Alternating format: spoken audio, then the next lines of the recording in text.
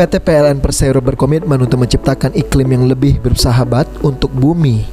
Dengan net zero emission pada 2060 mendatang, PLN terus berinovasi dalam menciptakan energi bersih yang ramah lingkungan.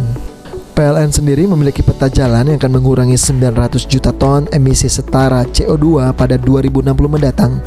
Dengan peta jalan yang terdiri dari 13 inisiatif hingga 2060 nanti. Dan saat ini program energi baru terbarukan yang lebih ramah lingkungan tengah berjalan di Indonesia.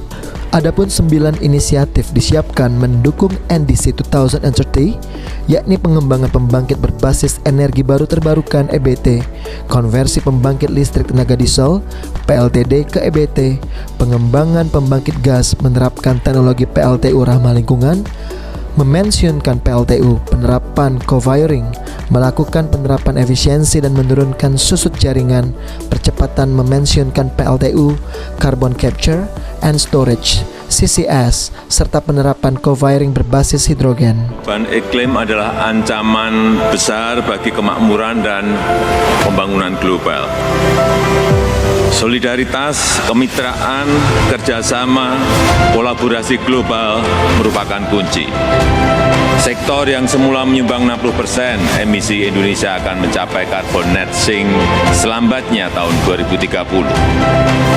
Penyediaan pendanaan iklim dengan mitra negara maju merupakan game changer dalam aksi mitigasi dan adaptasi perubahan iklim di negara-negara berkembang.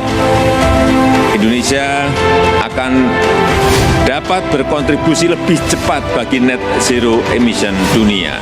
Countries must revisit their national climate plans and policies, not every 5 years, every year, every moment, until keeping to 1.5 degrees is assured, until subsidies to fossil fuels end, until there is a price on carbon, until coal is phased out.